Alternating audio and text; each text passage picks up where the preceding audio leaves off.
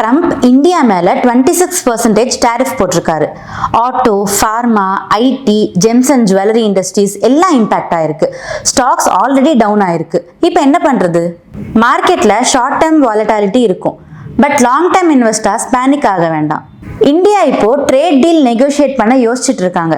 But இதனால நம்ம போர்ட்ஃபோலியோல என்ன ஆகும்? நான் ஏன் இவ்வளோ யோசிச்சுட்டு இருக்கேன்? ஏஎம்ஐவை காண்டாக்ட் பண்ணால் எனக்கான ஆன்சர்ஸ் எனக்கு ஆட்டோமேட்டிக்காக கிடைக்க போகுது. உங்களுக்கும் மார்க்கெட் பற்றி நிறைய கேள்விகள், சந்தேகங்கள் இருந்ததுன்னா கீழே இருக்கிற இந்த லிங்கை கிளிக் பண்ணி ஏஎம்ஐவை காண்டாக்ட் பண்ணுங்க. ஃபினான்ஷியல் எக்ஸ்பர்ட் உங்களுக்கு ஹெல்ப் பண்ணுவாங்க.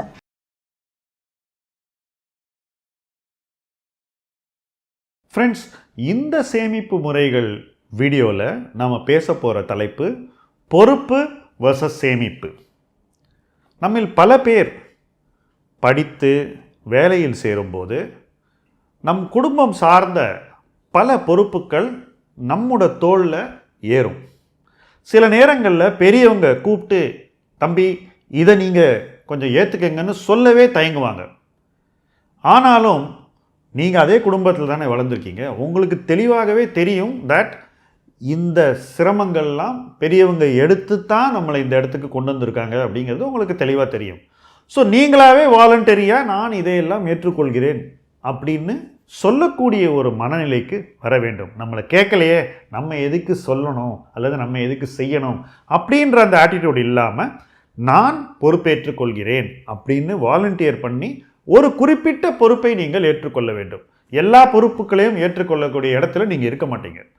ஆனாலும் ஒரு எஜுகேஷன் லோன் வாங்கியிருந்தா உங்களை படிக்க வைக்கிறதுக்கோ அல்லது உங்கள் சகோதர சகோதரிகளை படிக்க வைக்கிறதுக்கோ ஒரு 5000 7,000 ரூபா மாதத்துக்கு தேவைப்பட்டால் அதை நீங்கள் ஏற்றுக்கொள்ள ஒரு மனநிலையில் இருக்க வேண்டும்.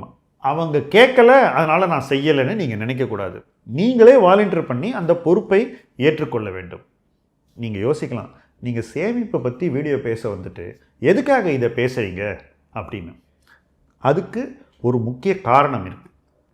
இந்த பொறுப்பேற்றுக்கொள்ளும் விஷயம் இருக்குது பாருங்கள், இதுதான் ஒருத்தன் சேமிப்பில் எக்ஸல் பண்ணுறதுக்கான முதல் படியே.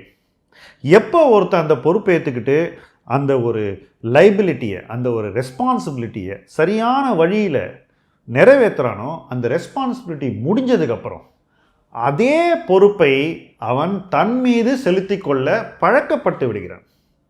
லைஃப் லாங்காக நீங்கள் செய்யணும்னு கூட யாரும் எதிர்பார்க்க மாட்டாங்க. அப்படியே அவங்க எதிர்பார்த்தா கூட நீங்கள் வளர வளர அதை ஈஸியாக உங்களால் செய்யக்கூட முடியலாம். ஸோ அந்த பொறுப்பை ஏற்றுக்கொள்ளக்கூடியவன் ஒரு 5000 ரூபா கட்டி ஒரு லோனை அடைச்சிட்டான்னா, அந்த லோன் முடிஞ்சதுக்கப்புறம் அந்த 5000 ரூபாவை என்ன செய்யலாம் அப்படின்னு யோசிக்கக்கூடிய ஒரு இடத்துல அவன் இருக்கான்.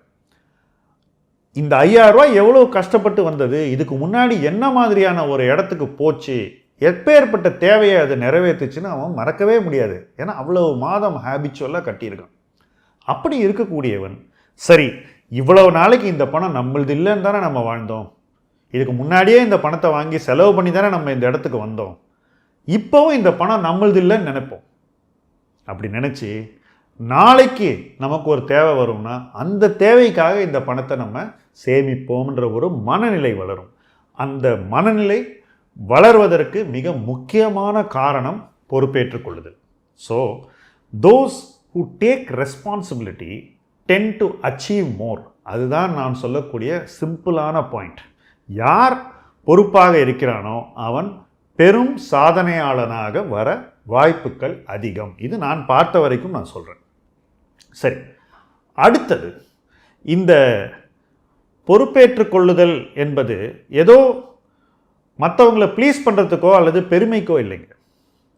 ஒவ்வொரு ஸ்டேஜ்லேயும் நம்ம வாழ்க்கையில் வரக்கூடிய விஷயங்களுக்கு நம்ம முன்னாடியே ரெஸ்பான்சிபிள் ஆகிட்டோன்னா அந்த பொறுப்பு நம் மீது வரும்போது நம்ம அதை ரொம்ப ஈஸியாக ஃபுல்ஃபில் பண்ண முடியும் அப்படிங்கிறதும் இதில் அடக்கம். உதாரணத்துக்கு, ஒருத்தர் இந்த மாதிரி சேவ் பண்ணக்கூடிய ஹேபிட்டில் இருந்தார்னாக்கா ஒரு சில வருடங்களுக்காவது அந்த சேமிப்புகள் சேர்ந்து அவங்க திருமணம் செய்து கொள்வதற்கோ அல்லது அதுக்கப்புறம் கூட குழந்தை பிறந்து அந்த குழந்தை படிப்பை துவங்குவதற்கோ அல்லது அதுக்கப்புறம் கூட அந்த குழந்தை படித்து ஒரு ஸ்டூடெண்ட்டாக வந்து ஒரு காலேஜில் சேரக்கூடிய ஒரு ஸ்டேஜில் அந்த பணத்துக்கோ இது ஒரு ட்ரெயின் மாதிரி போயிட்டே இருக்கும்.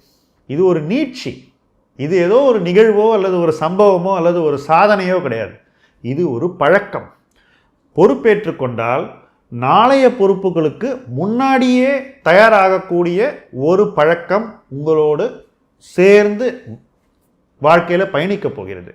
உங்கள் வாழ்க்கை பயணத்தில் அது கூடவே வரப்போகிறது. அது எப்போ வரும்? நீங்கள் சம்பாதிக்க ஆரம்பித்த முதல் நாள்லேருந்து பொறுப்பேற்று கொள்ள பழகி கொண்டால் மட்டும்தான் வரும். பல பேர் நினைக்கிறாங்க அப்புறம் செட்டில் ஆகிட்டு மாறிக்கலான்னு. உறுதியாக சொல்கிறேன், செட்டிலே ஆக முடியாத ஒரு இடத்துல தான் அந்த மனநிலை உள்ளவர்கள் இருப்பார்கள். வேறஸ் இன்றைக்கு நான் சில தியாகங்களை செய்கிறேன். ஏனென்றால் யாரோ செய்த தியாகங்கள், யாரோ இல்லை, குடும்பத்தார் செய்த தியாகங்கள் நம்மை இந்த நிலைமைக்கு கொண்டு வந்து சேர்த்திருக்கிறது. அதற்கு நான் பொறுப்பேற்றுக் கொள்வதுதான் சரியானது.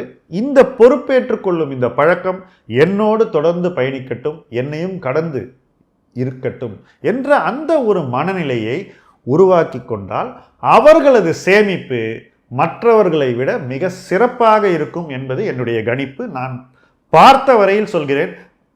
அப்படி பண்ணவங்க சேவிங்ஸ்லேயும் மிகச்சிறந்து விளங்கி மிகச்சிறப்பான முதலீடுகளை செய்து செல்வந்தர்களாகவே மாறி இருக்கிறார்கள். ஏன்னா இது கடனை அடைச்சாரு, பொறுப்பை எடுத்துக்கிட்டாருங்கிறான், அவன் எப்படி பணக்காரன் ஆக முடியும்னு நீங்கள் யோசிக்கலாம். இந்த பவர் ஆஃப் ஹேபிட்னு சொல்லுவோம் இல்லையா, அது அவர்களுக்கு மிகச்சிறப்பாக அமைந்து அதன் மூலமாகவே அவங்க மற்றவர்களை விட அதிகம் சாதித்தார்கள் என்பதுதான் வரலாறு. அதைத்தான் நான் தொடர்ந்து பார்த்து கொண்டிருக்கிறேன். நீங்களும் பொறுப்பேற்றுக்கொண்டு அந்த பொறுப்புகளை நிறைவு செய்துவிட்டு அடுத்த கட்டத்திற்கு போவீர்கள் என்று வாழ்த்தி, தொடர்ந்து இந்த பயணத்தில் நீங்கள் எங்களோடு வர வேண்டும் என்று உங்களை அழைக்கிறேன். முதலீட்டு களம் உங்கள் களம். நன்றி.